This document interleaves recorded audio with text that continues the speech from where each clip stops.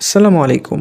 আজকের ভিডিওতে আমি আলোচনা করব যে কাদের ভুলেও ডেন্টালে ভর্তি হওয়া উচিত নয়।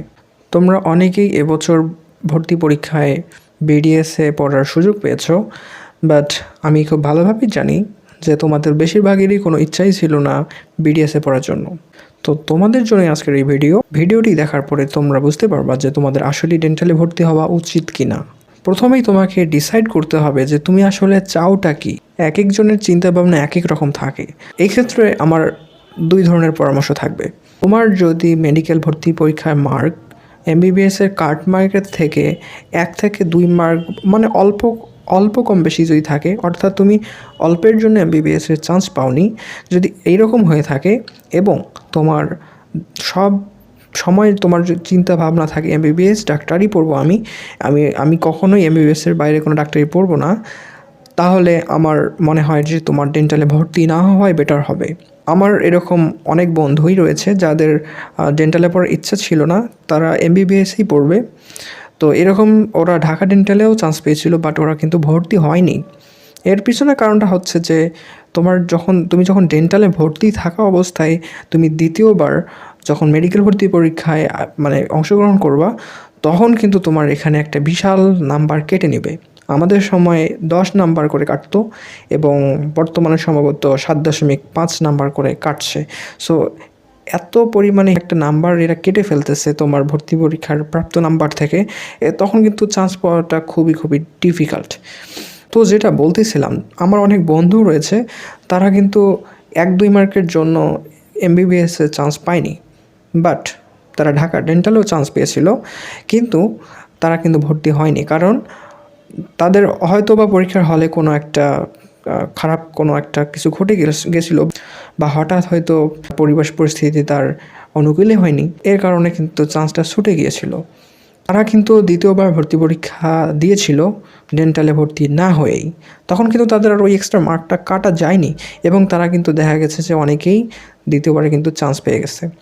তো তোমার যদি এরকম হয় যে তোমার সব সময় ইচ্ছা তুমি এমবিবিএস ডাক্তারি হবা, আর অন্য কোনো কিছু তোমার মাথায় আসতেছে না, এবং তোমার মাত্র 1-2 মার্কের জন্য এমবিবিএস চান্স মিস হয়েছে, তাহলে কিন্তু তুমি ভর্তি না হওয়াই ভালো হবে। আরেকটা গ্রুপ আছে যারা অল্পের জন্য চান্স মিস করেছে বটে, বাট তাদের এতটা চিন্তাভাবনা নাই যে এমবিবিএস ছাড়া আমি পড়বো না। অর্থাৎ তাদের এমবিবিএস হলেও হচ্ছে বা বিডিএস হলেও হচ্ছে, বাট এমবিবিএস হলে একটু ভালো হয়, এই ধরনের চিন্তাভাবনা অনেকের থাকতে পারে। আমার মনে হয় এই ধরনের চিন্তাভাবনা থাকলে তাদের ডেন্টালে ভর্তি হয়ে যাওয়া উচিত। কারণ যে রিস্কটা সামনে আসবে, যদি ও ভর্তি না হয়, তাহলে কিন্তু এমন হতে পারে যে তার এমবিবিএস বিডিএস কোনোটাই হলো না। তো এরকম করাচ্ছে, যেহেতু তোমার এমবিবিএসই হতে হবে এরকম টেন্ডেন্সি নাই, তো আমার মনে হয় তুমি বিডিএসে বা ডেন্টালে কিন্তু ভর্তি হয়ে যেতে পারো ওই রিস্কটা না নেওয়াচ্ছে।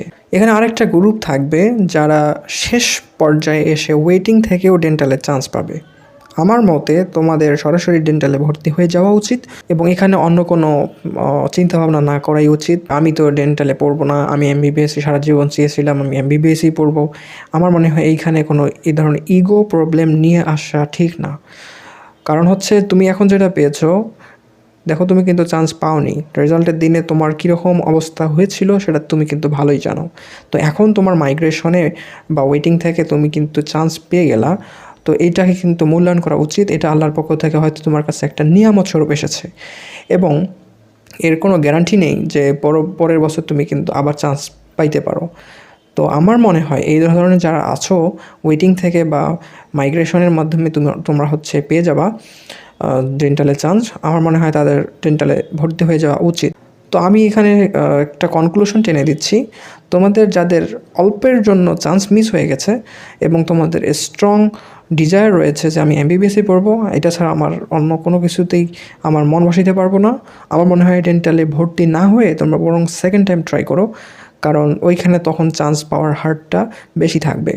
আর যদি তোমরা ডেন্টালে ভর্তি হয়ে যাও, তাহলে দেখা যাবে যে তোমার এটাও ভালোভাবে হবে না, ওটাও ভালোভাবে হবে না। তুমি না পারবা ডেন্টালে মন বসাইতে, না পারবা সেকেন্ড টাইমের জন্য ভালোভাবে প্রিপারেশন নিতে। তোমার ডেন্টালে চান্স পাওয়ার পরে কিন্তু হিউজ নাম্বার একটা কাটবে, সেটা তো আমরা আগেই বলে ফেলছি, এটা কিন্তু অবশ্যই মাথায় রাখতে হবে।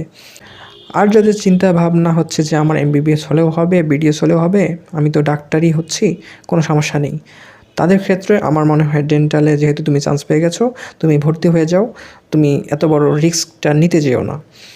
আর অন্য যারা রয়েছে যে ওয়েটিং থেকে চান্স পাবা শেষ সময়ে এসে ডেন্টালে, তারা সরাসরি ডেন্টালে ভর্তি হয়ে যাও, কোনো সমস্যা নেই। তবে তোমরা ডেন্টালে, আমি যাদের ভর্তি হইতে বলছি তাদের তো ডেন্টালে ভর্তি হইলে এমন না যে তুমি পরীক্ষা দিতে পারবে না, পরীক্ষা দিও, কোনো সমস্যা নেই, তাকদিরে থাকলে হয়ে যাবে। আমি যে এখানে ব্যাপারগুলো আলোচনা করলাম প্রত্যেকটারই ব্যতিক্রম থাকতে পারে। দেখা গেল যে অনেকে অনেক দূরে পজিশনে ছিল এমবিবিএসের কাটমার্ক থেকে, তারপরও সেকেন্ড টাইম দিয়ে চান্স হয়ে গেছে। অনেকে দেখা যাবে যে 10 মার্ক কেটেও চান্স পেয়ে যাবে। তো এগুলোর প্রত্যেকটারই ব্যতিক্রম থাকতে পারে। আমি এখানে ইন জেনারেল আলোচনা করলাম, প্রত্যেকটার ব্যতিক্রম এখানে আমি নিয়ে আসিনি।